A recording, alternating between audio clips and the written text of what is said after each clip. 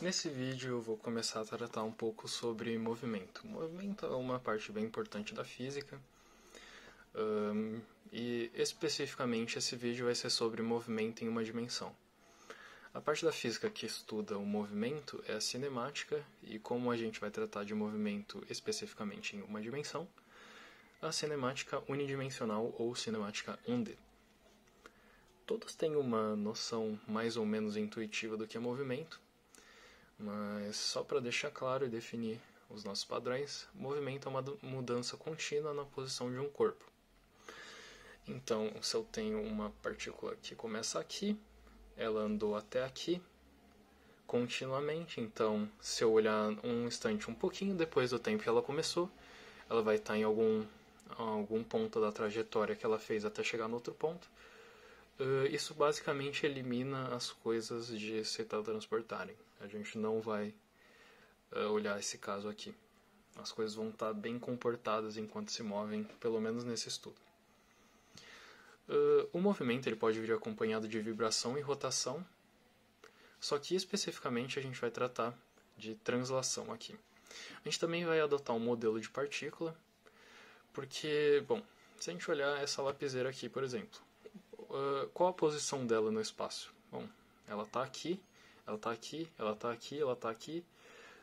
A gente pena um pouquinho mais para definir a posição de objetos extensos. Então a gente vai tratar os corpos como uma partícula.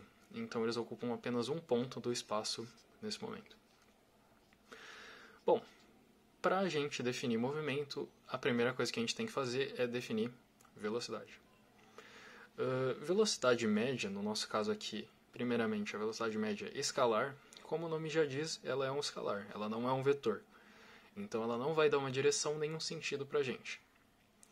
O símbolo que a gente usa para velocidade média, no meu caso vai ser Vmed, um V com um subscrito med. Só que vocês podem ver também esse V com esse tracinho em cima, que geralmente indica a média. Bom, a fórmula da velocidade média escalar é a distância percorrida dividido pelo intervalo de tempo no qual o seu corpo percorreu essa distância. Então, se eu andar 50 metros para cima e depois 50 metros para o lado, eu andei 100 metros no total. E agora, para o nosso exemplo, se eu andei 50 km para cima e 50 para o lado, eu andei 100 no total.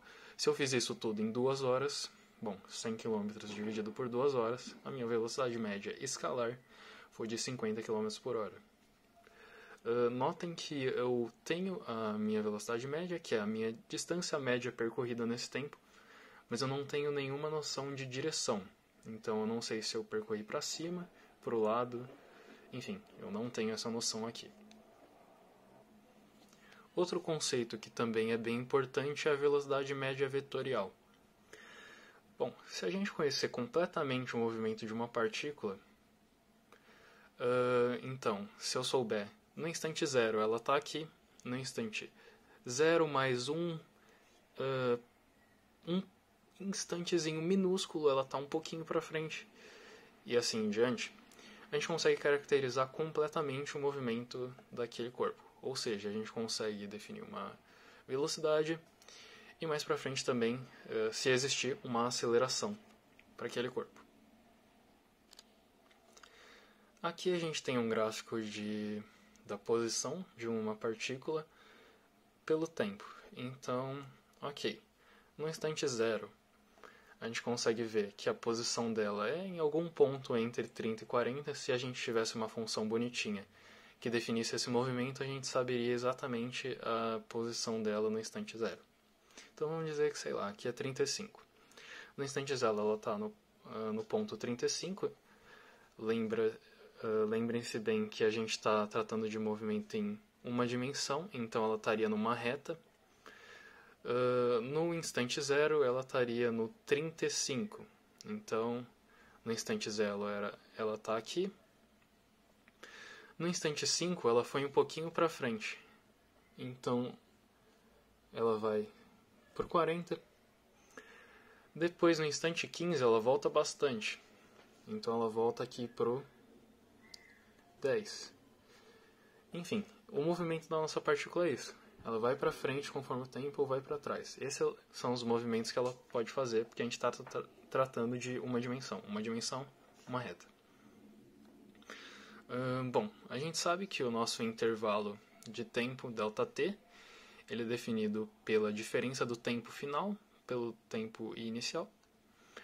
E a gente também tem um deslocamento vetorial, que ele é definido pela diferença do vetor posição final e vetor posição inicial. Se a gente quiser colocar isso aqui em função dos vetores unitários, a gente consegue colocar módulo de xf menos módulo de xi. Eles apontam para a mesma direção, eles são paralelos no caso. A gente pode fazer xf menos xi na direção inversor. Beleza, o movimento agora ele é 1D, em uma dimensão. Então a gente não precisa necessariamente usar a notação de vetor. Então como que a gente vai denotar o sentido desses vetores? O sentido dos vetores, no caso de uma dimensão, ele vai ser dado pelo sinal positivo ou negativo.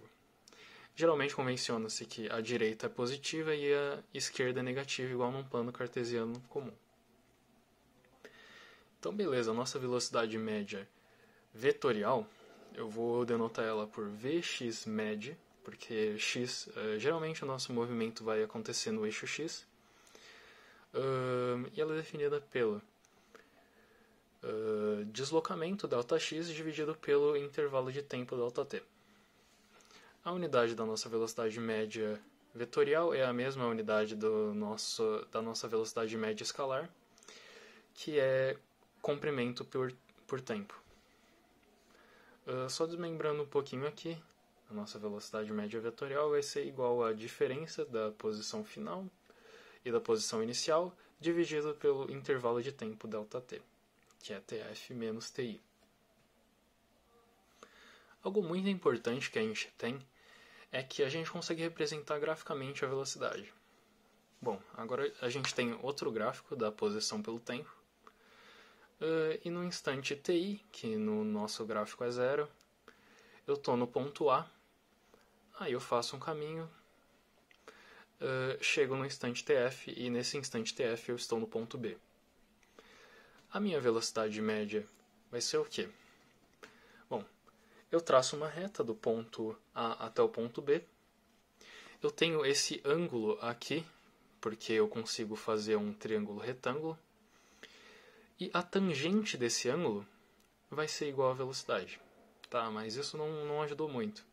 A tangente desse ângulo, se você for prestar bem atenção, tangente em um triângulo retângulo é igual ao cateto oposto sobre o cateto adjacente. Qual que é o cateto oposto disso aqui?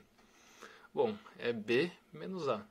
B menos A é a minha posição final menos a minha posição inicial, isso aqui é Δx. E o cateto adjacente a esse ângulo aqui?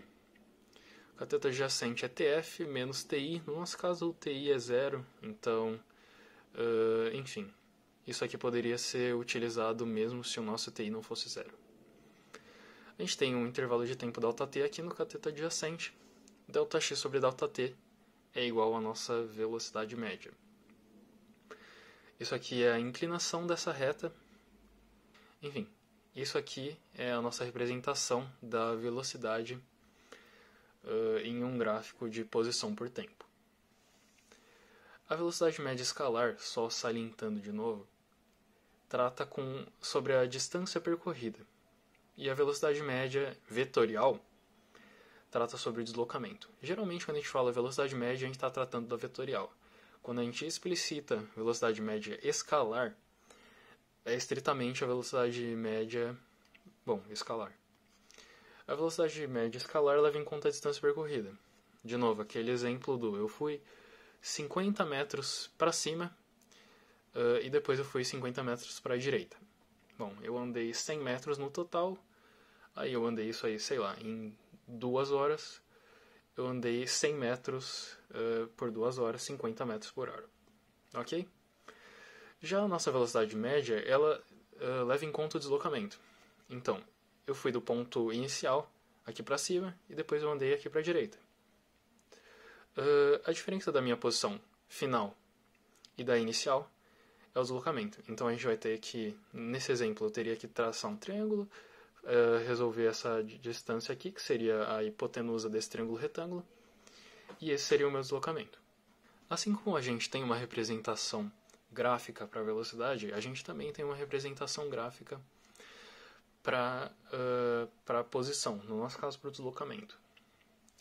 Então aqui eu tenho um gráfico qualquer da velocidade pelo tempo agora. Agora é velocidade por tempo, não mais posição por tempo como os outros últimos dois gráficos.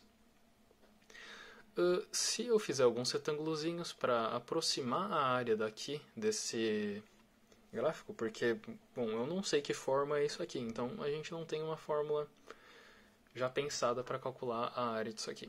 Então o que a gente pode fazer? A gente pode fazer uns retângulozinhos, calcular a área de todos esses retângulos. Aqui eu tenho uma área acima do eixo x, então uma área positiva, digamos assim, e aqui eu tenho uma área negativa. Eu subtrairia essa área no final. Qual que é o significado dessa área?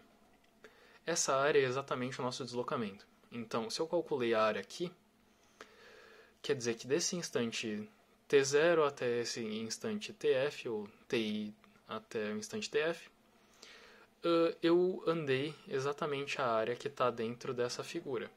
Como a gente está aproximando isso aqui, esses retângulozinhos não são exatamente a área dessa figura, isso aqui é apenas uma aproximação.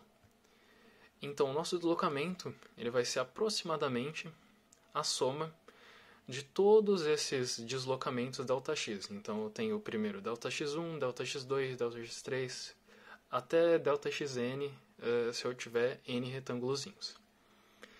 Isso aqui vai ser uma somatória de N ΔXinhos.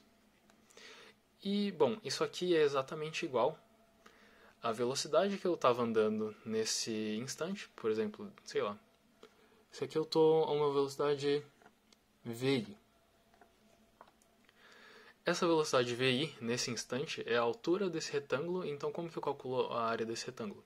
Bom, a área desse retângulo é a altura, que é VI, vezes esse pedacinho aqui, que é o meu ΔT.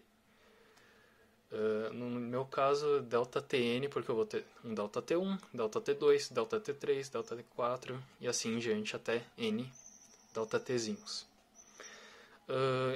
Então, essa soma de N ΔX é exatamente igual a uma soma de N V Nzinhos vezes ΔT Nzinhos. Só que isso aqui é uma aproximação, porque, como vocês podem ver, tem até uns pedaços dos retângulozinhos saindo aqui da curva. Tem algumas partes que não estão completamente preenchidas pelos retângulos. Quando eu levo o limite desse ΔT a zero, ou seja, eu tenho infinitos retângulozinhos de espessura praticamente desprezível, eu tenho infinitos deles e eles enchem essa figura aqui. Quando eu tenho esses infinitos, se eu fizer essa soma, ela não vai ser agora só uma aproximação, ela vai ser exatamente igual ao deslocamento que eu fiz nesse intervalo de tempo. A mesma coisa aqui com a nossa soma com a velocidade.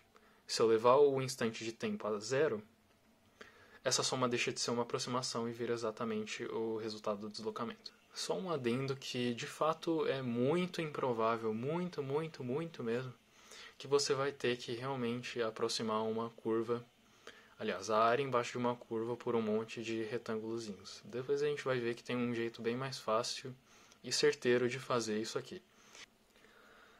Agora a gente vai fazer um exemplo. A gente tem mais uma vez um gráfico da posição pelo tempo de uma partícula qualquer. A gente pode ver aqui que a gente começa, a nossa partícula no caso, começa na posição 30, então no instante t igual a zero. Ela está na posição 30 e no nosso instante final ela está no ponto menos 53. Ok, agora a gente vai querer tirar algumas informações dela.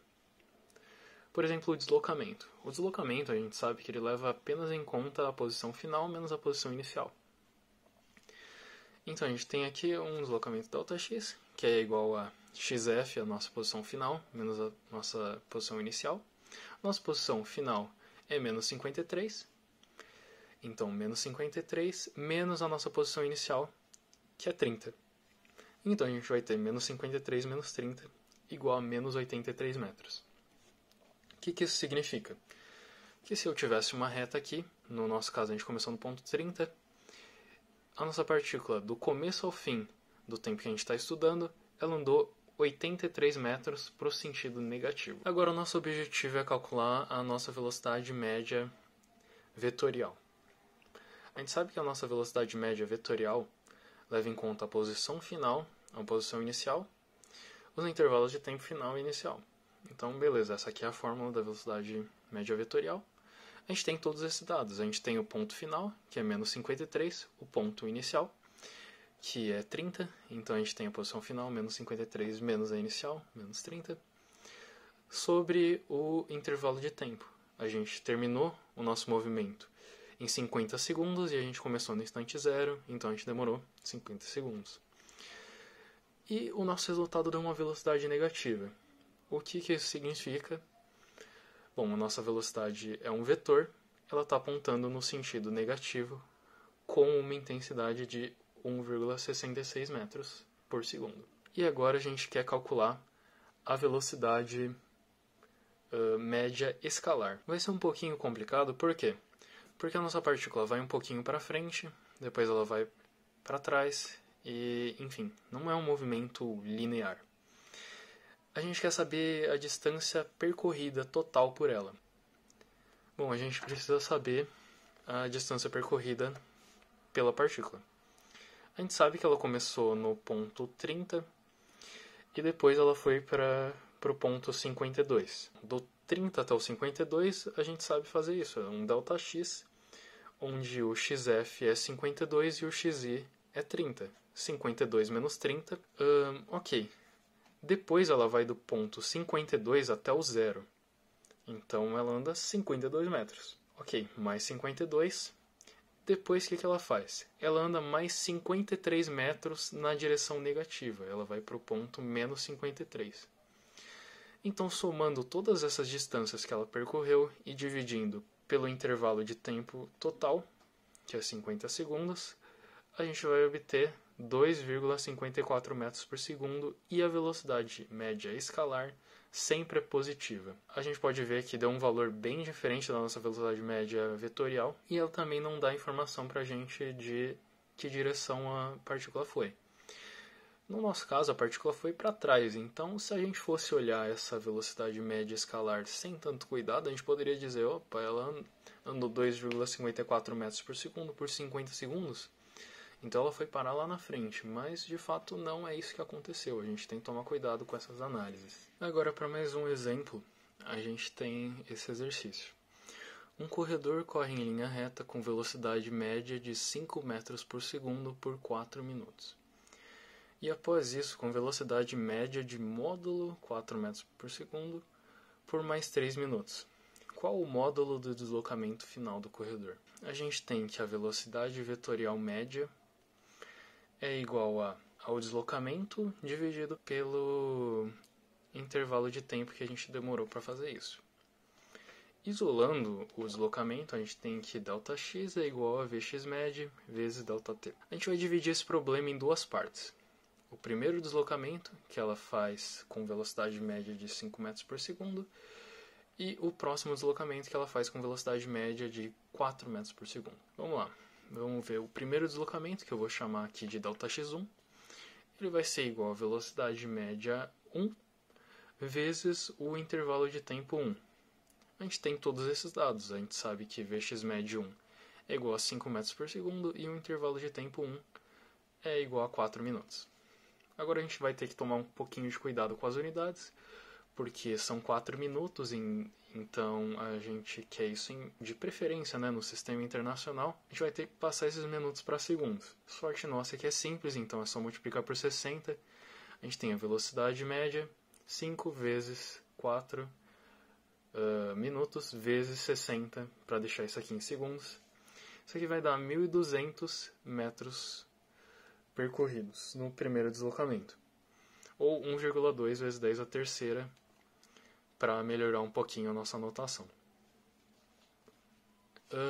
Beleza, a gente tem um próximo deslocamento, Δx2, e ele vai ser igual a uma velocidade média vetorial 2, intervalo de tempo 2. A gente tem todos esses dados novamente, a gente substitui na fórmula, passa para segundos de novo. Isso aqui vai dar 720 metros, ou 7,2 vezes 10 a segunda metros. E qual que vai ser o nosso deslocamento total? Vai ser simplesmente a soma dos nossos deslocamentos individuais, já que os dois estão apontando para a mesma direção. Então, Δx, que é o nosso deslocamento total, é igual a Δx1 mais Δx2, que vai dar 1,92 vezes 10 a terceira metros, ou 1920 metros. Tá, e se a gente quiser saber a velocidade média, no nosso caso a vetorial, durante um intervalo de 7 minutos? Ela andou 4 minutos no começo, ela ou ele no caso, andou 4 minutos no começo e 3 depois. O deslocamento dela no total demorou 7 minutos. Bom, vamos descobrir então. Já que ela andou 2 vezes para a mesma direção, a gente só tem que fazer o deslocamento que a gente descobriu na parte anterior do exercício dividido pelo tempo. A gente vai ter que multiplicar esse tempo, 7 minutos, por 60 para deixar em segundos. E fazendo essa conta, 1,92 vezes 10 ao cubo, dividido por 7 minutos vezes 60, para deixar em segundos, igual a 4,57 metros por segundo. Então, de fato, o corredor estava correndo bastante nesse meio tempo. A gente também tem o conceito de velocidade instantânea. Porque, bom, na nossa velocidade média, o que acontece entre os intervalos de tempo? Ninguém me garante que, sei lá, com uma velocidade média de 4 metros por segundo, aquela pessoa de fato andou todo o caminho a 4 metros por segundo. Ela pode ter andado uma parte a 5, outra parte a 3, e no final a velocidade média dela acabou sendo 4 metros por segundo. Bom, aqui eu tenho um gráfico da posição pelo tempo de novo. A gente já sabe que se eu traçar retas de diferentes pontos do meu caminho, né, nesse gráfico, e eu calcular a inclinação de cada uma dessas retas, eu vou ter a minha velocidade média naquele intervalo de tempo. Eu tenho aqui um intervalo de tempo ΔT, só que isso é para a nossa velocidade média, certo? Tá, então eu vou definir aqui uma velocidade instantânea, vetorial também, como o limite de quando ΔT tende a zero da nossa velocidade média, que é Δx sobre Δt. A gente vai chamar isso de dx/dt, ou a derivada primeira da posição em relação ao tempo. Intuitivamente, o que isso aqui significa? Eu vou pegando Δt's menores, cada vez menores, então, cada vez que eu tenho um Δt menor, um intervalo de tempo menor e um deslocamento menor, até eu chegar num ponto que eu consiga afirmar que a minha velocidade naquele instante é, sei lá, x valor. Esse é o conceito de velocidade instantânea. A gente também tem a velocidade escalar instantânea, que ela é justamente o módulo da nossa velocidade instantânea vetorial. Então, por exemplo, se eu tenho uma velocidade para a direita, a minha velocidade escalar vai ser exatamente essa velocidade, porque a gente definiu a direita como nosso sentido positivo. Mas se eu tiver uma velocidade instantânea para a esquerda, o meu resultado de velocidade instantânea escalar vai ser o módulo desse valor. A gente não tem velocidades escalares instantâneas negativas. Então aqui um exemplo, a gente viu que a velocidade instantânea vetorial é a derivada primeira da posição em relação ao tempo. Então digamos que eu tenho uma partícula que ela se move com essa função aqui, x igual a vezes t elevado a n, sendo a e n constantes. Então, o que isso significa? Se eu pegar no tempo 0, eu substituo t por 0 e eu descubro a posição da minha partícula. Se eu pegar o tempo 1, também, e assim por diante. Tá, a gente vai derivar isso aqui. A derivada disso vai ser igual à nossa velocidade, então a derivada de um polinômio, né? Já que o n é constante, a gente vai ter a constante, que continua multiplicando, vezes o n, pela regra do tombo isso aqui cai, vezes t elevado a n menos 1, porque tombou 1 e ficou menos 1 no expoente aqui. Agora um exemplo mais palpável, se eu tenho uma partícula cuja posição é descrita por essa fórmula aqui, x em função de tempo, a posição em função do tempo é igual a 5t ao cubo, bom, eu vou derivar isso aqui e eu vou descobrir a minha função velocidade. Eu vou conseguir descrever a velocidade dessa partícula a cada instante de tempo. Então, beleza, eu vou derivar isso aqui. A constante continua multiplicando, o expoente desce. 5 vezes 3 vezes t elevado a 3 menos 1, que é 2. Então, isso aqui vai ficar velocidade em função do tempo dessa partícula é igual a 15t ao quadrado. Aqui a gente vai ter outro exemplo. Uma partícula se move seguindo a função x igual a 3t ao quadrado. Até aí, beleza. É igual o exemplo que a gente estava tratando anteriormente. Qual a velocidade da partícula em qualquer instante t? O que a gente quer achar? A gente quer achar a função velocidade dessa partícula. Bom, um jeito é fazer do jeito que eu tinha feito anteriormente, simplesmente tacar a regra de derivação normal, e a gente vai descobrir a função velocidade daquela partícula. Só que um jeito mais didático da gente entender o que está acontecendo, que eu estou pegando um intervalo de tempo bem pequenininho, e aí eu estou definindo uma velocidade média em um instante tão desprezível que ela acaba virando a instantânea, a gente pode fazer de um jeito diferente. Então vamos pegar aqui. Bom, eu tenho um instante inicial, que ele vai ser 3t ao quadrado, a posição dessa partícula no instante t qualquer. E a gente não sabe qual que é a posição final dela no instante t mais delta t. Mas a gente tem como descobrir, porque a gente tem a função da posição dela. Então, o que vai ser isso aqui? Isso aqui vai ser igual a minha função, só que a gente quer descobrir isso num tempo t mais delta t, então eu vou substituir t por t mais delta t. 3 vezes t mais delta t, isso tudo ao quadrado. Aí a gente vai ter, quadrado do primeiro, mais 2 vezes o primeiro vezes o segundo. O clássico, né? Só que isso aqui vai estar tudo multiplicado por 3. No final eu vou ter isso aqui. 3t ao quadrado mais 6t delta t mais 3 vezes delta t ao quadrado. A gente sabe que o nosso Δx, o deslocamento, é xf menos xi. A gente tem xf, a gente tem xi. Então, 3t ao quadrado mais 6 ΔT vezes t, mais 3 ΔT ao quadrado, que é o nosso xf, menos o xi, que é 3t ao quadrado. Isso aqui vai simplificar para 6t ΔT mais 3 ΔT ao quadrado. Então, a gente tem o Δx, bom, ΔT é ΔT, a gente consegue definir a nossa velocidade média aqui. A nossa velocidade média vai ser o Δx, que a gente acabou de calcular, e é 6t ΔT mais 3 ΔT ao quadrado, sobre o intervalo de tempo ΔT. Bom, ΔT corta com ΔT, ΔT ao quadrado corta o quadrado com esse ΔT, e a gente vai ter que a velocidade média é 6t mais 3 ΔT. Como a gente viu antes, a nossa velocidade vetorial instantânea é justamente o limite da nossa velocidade média vetorial quando o ΔT tende a zero. Bom, a gente acabou de calcular a nossa velocidade média vetorial. Tá, é só a gente tacar o limite aqui. Limite de ΔT tendendo a zero de Δx sobre ΔT, sendo que o nosso Δx sobre ΔT é igual a essa velocidade média, a gente vai ter então 6t mais 3 vezes ΔT, que tendendo a zero. Bom, quando ΔT tende a zero, ΔT é zero, então 6t mais 3 vezes zero é igual a 6t.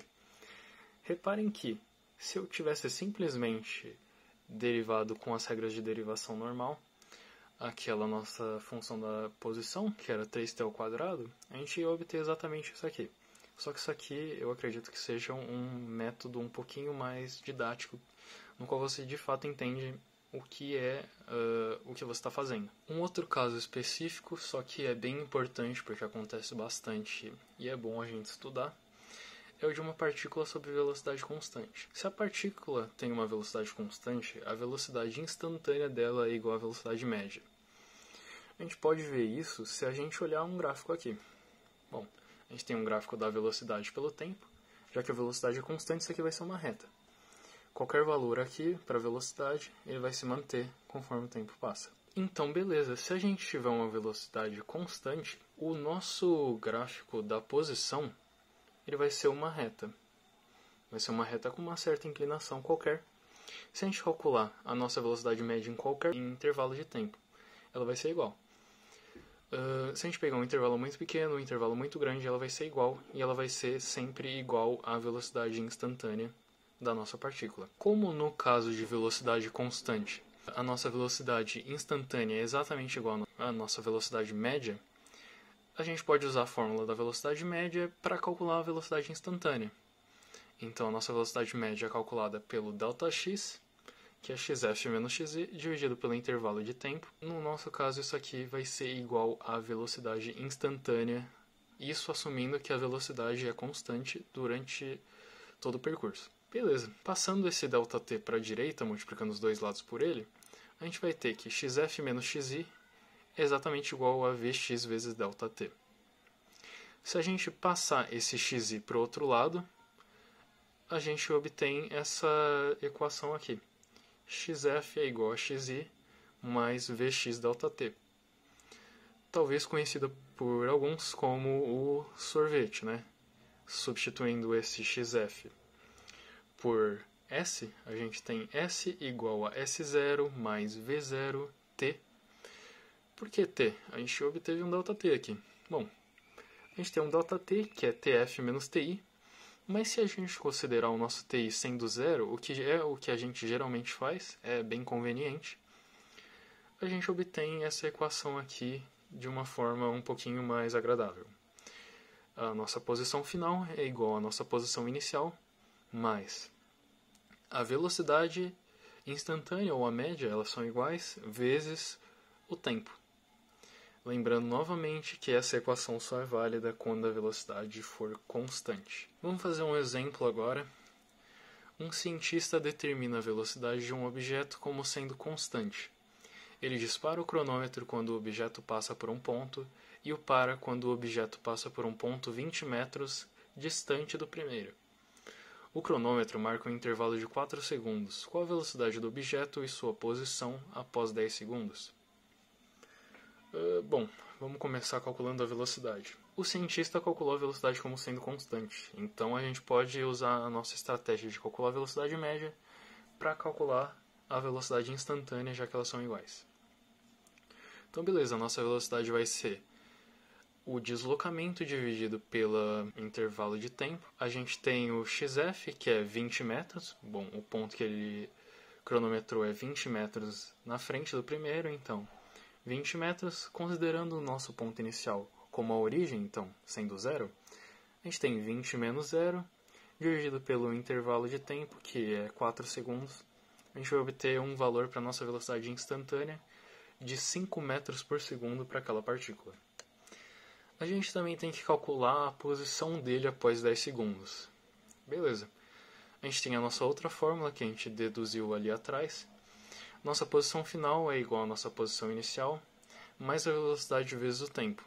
A nossa posição inicial é o zero, é a origem. A nossa velocidade a gente acabou de calcular, é 5. E a gente quer num tempo 10 segundos depois de quando a partícula saiu. Então, nosso tempo é 10. A gente tem tudo, substitui na fórmula, a gente vai obter 50 metros por segundo. Agora, se a gente tiver uma partícula se movendo sob velocidade escalar constante. Agora não é a velocidade vetorial. Quando a gente tem uma partícula se movendo em uma linha reta com uma velocidade constante, a velocidade vetorial dela é sempre a mesma, é constante. E a velocidade escalar dela também. Agora, se ela se mover com a mesma velocidade escalar, ela tem algum jeito dela não estar se movendo com a mesma velocidade vetorial? Sim. Se ela mudar a direção, a gente sabe que um vetor só é igual ao outro se eles estiverem em mesma direção, sentido e módulo. Se o módulo é igual, a direção e o sentido não são, eles não são iguais. Então, como a nossa velocidade escalar não leva em conta a posição nem para onde aponta, já que ela é um escalar, essa velocidade pode ser constante mesmo quando a velocidade vetorial não é. A gente vai ver um caso disso aqui. A nossa fórmula da velocidade escalar é aquela de sempre, a distância dividida pelo intervalo de tempo. Então vamos ver. Uma partícula se move com velocidade escalar constante em uma trajetória circular. É por isso que a velocidade vetorial dela não é a mesma. Ela vai andando em um círculo, por exemplo. Em algum momento a velocidade dela está apontando para cima, no outro ela está apontando para o lado, no outro ela está apontando para baixo. Enfim, A velocidade vetorial muda, mas a velocidade escalar dela sempre é a mesma. Essa trajetória circular tem um raio de 10 metros e a sua velocidade possui módulo de 5 metros por segundo. Se a gente quiser calcular o tempo que ela demora para andar nessa trajetória circular, fazer uma volta completa, a gente vai usar a nossa fórmula, que é velocidade escalar é igual a distância dividido pelo intervalo de tempo. A gente isola o intervalo de tempo, aí a gente vai ter que o intervalo de tempo é igual a distância percorrida dividido pela velocidade. A gente tem a velocidade e qual que vai ser essa distância percorrida? Bom, vai ser o perímetro de um círculo, né? Que é 2π vezes o raio. A gente tem o raio, π é π, né? E 2 é 2. Fazendo essa conta aqui, a gente vai obter mais ou menos 12,56 segundos. Como o π é irracional, vai dar um número quebrado. Mas é mais ou menos esse tempo que ela demora para dar uma volta inteira nessa trajetória circular, com a velocidade escalar dela sendo constante.